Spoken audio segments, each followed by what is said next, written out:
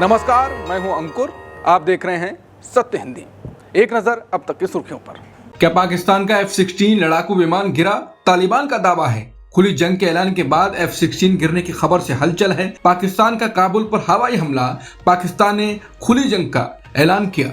पाकिस्तान और अफगानिस्तान के बीच बढ़ते तनाव के बीच बड़ा दावा सामने आया है। तालिबान से जुड़े एक सोशल मीडिया अकाउंट ने एक वीडियो शेयर किया है जिसमें जलते हुए F-16 लड़ाकू विमान का मलबा दिखाई देने का दावा किया गया है। वीडियो में विमान के पिछले हिस्से पर पाकिस्तान का झंडा बना हुआ दिख रहा है। साथ ही 85510 नंबर भी नजर आ रहा है। हालांकि इस वीडियो की स्वतंत्र पुष्टि नहीं हो पाई है। ये भी साफ नहीं है कि अगर विमान गिराया गया है तो किस हथियार से उसे निशाना बनाया गया। ये दावा ऐसे समय में आया है जब पाकिस्तान ने अफगानिस्तान के कई शहरों जिनमें राजधानी काबुल भी शामिल है पर हवाई हमले किए हैं। पाकिस्तान का कहना है ये कार्रवाई सीमा पर उसके सैनिकों पर हुए हमले के जवाब में की गई है। वहीं तालिबान सरकार का कहना है कि उसने पहले हुए हवाई हमलों के जवाब में कार्रवाई की थी। दोनों देशों ने एक दूसरे के कई सैनिकों को मारने का दावा किया है। फिलहाल स्थिति तनावपूर्ण बनी हुई है और F-16 विमान गिराए जाने के दावे की आधिकारिक पुष्टि का इंतजार है। पाकिस्तान और अफगानिस्तान के बीच तनाव एक बार फिर बढ़ गया है। शुक्रवार सुबह पाकिस्तान ने अफगानिस्तान की राजधानी काबुल और 2 अन्य प्रांतों में हवाई हमले किए। ये जानकारी अफगान सरकार के प्रवक्ता ने दी। ये कार्रवाई उस वक्त हुई जब कुछ ही घंटों पहले अफगानिस्तान ने पाकिस्तान के अंदर सीमा पार हमला किया था। दोनों देशों के बीच पहले से तनाव था और अब हालात और गंभीर हो गए। काबुल में कम से कम 3 धमाकों की आवाज सुनी गई। हालांकि अभी तक ये साफ नहीं है कि हमले शहर के किस हिस्से में हुए और इनसे कितना नुकसान हुआ। अफगान सरकार के प्रवक्ता जबीहुल्लाह मुजाहिद ने बताया कि पाकिस्तान ने कंधार और दक्षिण पूर्वी प्रांत पख्तिया में भी हवाई हमले किए। दोनों देशों के बीच पहले कतर की मध्यस्थता से संघर्ष विराम यानी सीज फायर हुआ था, लेकिन ताजा घटनाओं के बाद ये सीज फायर अब कमजोर पड़ता नजर आ रहा है। पाकिस्तान के रक्षा मंत्री ख्वाजा आसिफ ने अफगान तालिबान के खिलाफ जंग का ऐलान किया। पाकिस्तान रक्षा मंत्री ने अफगान तालिबान को चेतावनी देते हुए कहा कि हमारा धैर्य समाप्त हो गया है और अब खुला युद्ध होगा। BBC उर्दू के मुताबिक पाकिस्तानी सरकार ने दावा किया है कि अब तक उसके सैन्य अभियानों में अफगान तालिबान के 133 सदस्य मारे गए हैं और 200 घायल हुए हैं। सूचना मंत्री अताउल्लाह तरार ने एक्स पर अपने बयान में कहा कि पाकिस्तान ने अफगानिस्तान के काबुल, पख्तिया और कंधार में अफगान तालिबान के रक्षा ठिकानों को निशाना बनाया है। तालिबान सरकार के प्रवक्ता जबीहुल्लाह मुजाहिद ने दावा किया कि अफगान बलों ने सिर्फ 2 घंटे के भीतर पाकिस्तान की 15 से ज्यादा चौकियों पर कब्जा कर लिया। मुजाहिद के मुताबिक इस कार्रवाई में पाकिस्तान के दर्जनों सैनिक मारे गए। उन्होंने कहा कि 10 सैनिकों के शव कुनार और अन्य इलाकों में पहुंचा गए हैं। इसके अलावा कई सैनिक घायल हुए हैं और कुछ को जिंदा पकड़ने का भी दावा किया गया। वहीं अफगानिस्तान में इस्लामिक अमीरात के उप प्रवक्ता हमदुल्ला फितरत ने दावा किया कि अफगान बलों ने खैबर पख्तूनख्वा सीमा पर पाक मुख्यालय पर भी कब्जा कर लिया। हालांकि पाकिस्तान ने इन दावों को पूरी तरह खारिज किया। अब पाकिस्तान के PM शहबाज शरीफ के प्रवक्ता ने कहा कि कोई भी पाकिस्तानी पोस्ट ना तो कब्जे में है और ना ही उसे नुकसान पहुंचा है। उनका कहना है कि पाकिस्तान की सेना ने जवाबी कार्रवाई में सीमा पार भारी नुकसान पहुंचाया है। कांग्रेस का आरोप NCERT विवाद पर PM मोदी ढोंग कर रहे। जयराम रमेश बोले सुप्रीम कोर्ट कराए पूरी जांच। NCERT की किताबों को लेकर चल रहे विवाद के बीच कांग्रेस ने प्रधानमंत्री मोदी पर तीखा हमला बोला। कांग्रेस नेता जयराम रमेश ने कहा कि PM मोदी इस मुद्दे पर दिखावटी नाराजगी जता रहे हैं। उन्होंने कहा कि इजराइल के मामले में असली नैतिक साहस न दिखाने के बाद PM अब NCERT की किताबों के मुद्दे पर दिखावटी नाराजगी जता रहे। ऐसा लग रहा है ये सिर्फ नुकसान के भरपाई यानी डैमेज कंट्रोल की कोशिश है। वो ये संदेश देना चाह रहे हैं कि NCERT की किताबों में न्यायपालिका पर की गई आलोचनात्मक टिप्पणियों से वो बहुत नाखुश हैं। पिछले 10 सालों में उनके नेतृत्व में ऐसे लोगों का एक समूह काम करता रहा है जिन पर आरोप है कि उन्होंने पाठ्य पुस्तकों में अपनी विचारधारा को बढ़ावा देकर गंभीर नुकसान पहुंचाया है। ये कोई गलती से हुई चूक नहीं है बल्कि एक सुनियोजित विचारधारा फैलाने का अभियान बताया जा रहा है। आरोप ये भी है कि पाठ्य पुस्तकों को दोबारा लिखने की जिस प्रक्रिया को नागपुर से जुड़ा वैचारिक ढांचा कहा जा रहा है उसे खुद PM ने दिशा दी। अब सुप्रीम कोर्ट ने जिन किताबों पर आपत्ति जताई है उनसे खुद को अलग दिखाना PM की दोहरी नीति बताया जा रहा है। उन्होंने आगे कहा कि सुप्रीम कोर्ट को अब इस बात की पूरी जांच करानी चाहिए कि किताबों को किस तरह बदला गया और क्या उन्हें राजनीतिक ध्रुवीकरण और बदले की राजनीति का माध्यम बना दिया गया। एनसीईआरटी किताब के भ्रष्टाचार अध्याय पर विवाद बढ़ा, पीएम ने मांगी जवाबदेही, जांच का आदेश। सुप्रीम कोर्ट के फटकार के बाद एनसीईआरटी ने मांगी माफी। एनसीईआरटी की कक्षा 8 की सामाजिक विज्ञान की किताब में न्यायपालिका से जुड़े एक अध्याय को लेकर बड़ा विवाद खड़ा हो गया और अब रिपोर्ट्स के मुताबिक इस मामले में प्रधानमंत्री मोदी ने अधिकारियों को निर्देश दिया है कि पूरे मामले की विस्तार से जांच की जाए और जिम्मेदारी तय की जाए। सरकारी सूत्रों के मुताबिक पीएम ने कहा ये देखा जाए कि गलती कहां हुई और इसके लिए कौन जिम्मेदार है। वहीं केंद्रीय शिक्षा मंत्री धर्मेंद्र प्रधान ने भी कहा है कि सरकार इस पूरे मामले की जांच कराएगी। उन्होंने साफ किया कि जिन अधिकारियों की जिम्मेदारी होगी उनके खिलाफ कार्रवाई की जाएगी। शिक्षा मंत्रालय ने सूचना और प्रसारण मंत्रालय और इलेक्ट्रॉनिक्स व आईटी मंत्रालय को भी पत्र लिखकर कहा है इस विवादित किताब को डिजिटल प्लेटफॉर्म और मीडिया पर आगे प्रसारित होने से रोका जाए। दरअसल नई सामाजिक विज्ञान की किताब में न्यायपालिका में भ्रष्टाचार से जुड़ा एक हिस्सा शामिल था, जिस पर इस हफ्ते के विवाद खड़ा हो गया। सुप्रीम कोर्ट ने भी इस मामले पर स्वतः संज्ञान लिया। चीफ जस्टिस की अगुवाई वाली बेंच ने इस पर जमकर फटकार लगाई। इसको न्यायपालिका के खिलाफ साजिश बताया गया और तुरंत एक्शन लेते हुए किताब को जब्त और बैन किया गया। मनोज झा का लेख, इजराइल में पीएम मोदी का भाषण क्यों चिंता में मुझे डाल किया।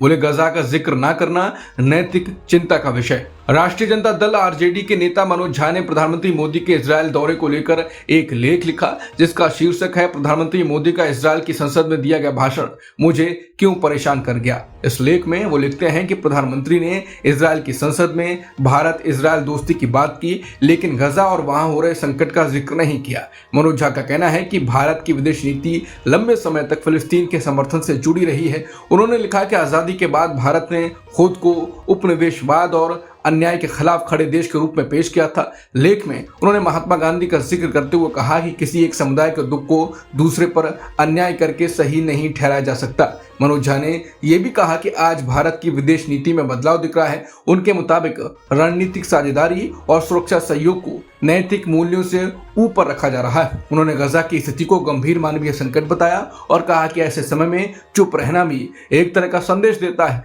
मनोज झा ने सवाल उठाया कि क्या भारत अपनी पुरानी नैतिक पहचान से दूर जा रहा है। WEF प्रमुख के इस्तीफे के बाद भारत में भी सियासी घमासान। क्लॉस श्वाब ने दिया इस्तीफा, हरदीप पुरी पर उठे सवाल। वर्ल्ड इकोनॉमिक फोरम यानी WEF के अध्यक्ष और CEO क्लॉस श्वाब ने अपने पद से इस्तीफा दे दिया है। ये फैसला उनके और अमेरिकी अपराधी जेफरी एप्स्टीन के बीच संबंधों को लेकर उठे सवालों के बाद आया है। मीडिया रिपोर्ट्स के मुताबिक श्वाब ने कहा कि उनके और एप्स्टीन के रिश्तों को लेकर स्वतंत्र जांच शुरू की गई है। जांच पूरी होने तक उन्होंने पद छोड़ने का फैसला किया। बताया जा रहा है कि श्वाब के एप्स्टीन से कुछ मुलाकातें हुई थी। हालांकि उन्होंने पहले कहा था कि उन्हें एप्स्टीन के आपराधिक मामलों की पूरी जानकारी नहीं थी। इस खबर के बाद हरदीप पुरी पर फिर सवाल उठने लगे। लोगों का कहना है कि कोई गिरफ्तार हो इस्तीफा दे, लेकिन हरदीप पुरी मोदी कैबिनेट में बने हुए हैं, उन्हें कुछ नहीं करना पड़ रहा है।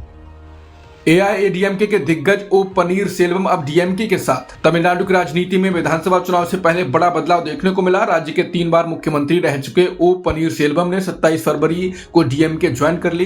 उन्होंने ये कदम DMK अध्यक्ष और मुख्यमंत्री MK स्टालिन की मौजूदगी में उठाया। ओ पनीरसेल्वम को AIADMK की पूर्व नेता जयललिता का करीबी और भरोसेमंद माना जाता रहा है। हेट स्पीच मामले में हेमंता को गुवाहाटी हाईकोर्ट का नोटिस। PIL पर सुनवाई 21 अप्रैल तय अगली तारीख। असम के मुख्यमंत्री हिमंता बिस्वा शर्मा को गुवाहाटी हाई कोर्ट ने नोटिस जारी किया है। ये नोटिस उन जनहित याचिकाओं यानी PIL के सिलसिले में जारी किया गया है जिनमें मुख्यमंत्री पर हेट स्पीच यानी भड़काऊ भाषण देने का आरोप लगाया गया है। मुख्य न्यायाधीश आशुतोष कुमार और न्यायमूर्ति अरुण देव चौधरी की खंडपीठ ने इस मामले में केंद्र सरकार, असम सरकार और राज्य के DGP को नोटिस भेजा है। कोर्ट ने मामले की अगली सुनवाई के लिए 21 अप्रैल की तारीख तय की है। गौरतलब है कि असम में विधानसभा चुनाव मार्च-अप्रैल में होने की संभावना है। ऐसे में ये मामला राजनीतिक रूप से भी अहम माना जा रहा है। अब सभी की नजर 21 अप्रैल की अगली सुनवाई पर टिकी है। शंकराचार्य के अग्रिम जमानत अर्जी पर सुनवाई आज। बोले भारत के कानून, जुडिशरी और पुलिस महकमे का हो रहा दुरुपयोग। शंकराचार्य स्वामी अभिमुक्तेश्वरानंद सरस्वती की अग्रिम जमानत याचिका पर प्रयागराज हाईकोर्ट में आज सुनवाई होगी। पॉक्सो एक्ट में दर्ज मुकदमे में शंकराचार्य, उनके शिष्य मुकुंदानंद के अलावा अज्ञात का नाम है। ऐसे में दोनों की जमानत की अर्जी पर आज सुनवाई होगी। वहीं जमानत अर्जी सुनवाई से एक दिन पहले शंकराचार्य ने विद्या मठ में मीडिया को बयान दिया कि पूरी तरह से कहानी बनाई गई है और उसे चला दिया है। हमें बड़ा मजा आ रहा है। बड़े बड़े चैनल और उनके एंकर को देखकर एक हिस्ट्री शीटर आता है, कहानी बनाकर लुढ़का देता है, सारे लोग उसमें दबकर हाय दैया करने लगते हैं। ये भारत के कानून और जुडिशरी पुलिस महकमे का इतना बड़ा दुरुपयोग हो सकता है, ये हमें देखने को मिल रहा है। शंकराचार्य ने कहा कि संस्था को संरक्षित करने के लिए एक परिकर वर्ग होता है। हमने उससे कहा कि अगर गिरफ्तार करके ले जाए तो क्या बाधा है। उन्होंने कहा कि हमें कोई बाधा नहीं है, लेकिन वहां ले जाकर आपको जहर का इंजेक्शन लगा दे तो। ऐसी कई सारी कहानियां आ चुकी है। जेल में ले जाकर गड़बड़ किया जाता है। जेएनयू में पुलिस छात्रों की झड़प, 51 छात्र हिरासत में। लॉन्ग मार्च पर बवाल, दोनों पक्षों ने एक दूसरे पर लगाए आरोप। जेएनयू में बुधवार को पुलिस और छात्रों के बीच जोरदार झड़प हो गई। ये झड़प उस समय हुई जब जेएनयू छात्र संघ ने कैंपस से शिक्षा मंत्रालय तक लॉन्ग मार्च निकालने की कोशिश की। छात्रों का आरोप है कि पुलिस ने उन पर जरूरत से ज्यादा बल प्रयोग किया, जिससे कई छात्र घायल हो गए। विश्वविद्यालय के शिक्षकों के संगठन ने भी दावा किया है कि कुछ छात्रों को अज्ञात स्थानों पर ले जाया गया। वहीं छात्र संघ अध्यक्ष अदिति मिश्रा और पूर्व अध्यक्ष नीतीश कुमार समेत 51 प्रदर्शनकारियों को हिरासत में लिया गया। इसके अलावा पुलिस के मुताबिक प्रदर्शन के दौरान छात्रों ने लाठी और जूते फेंके और हाथापाई की। पुलिस का दावा है इस झड़प में करीब 25 पुलिसकर्मी घायल हुए हैं। बता दें पूरा प्रदर्शन जेएनयू की कुलपति संतश्री धूलिपुड़ी पंडित के हालिया बयान, यूजीसी नियमों, छात्र संघ पदाधिकारियों के निलंबन और प्रस्तावित रोहित एक्ट के मुद्दे पर हो रहा था।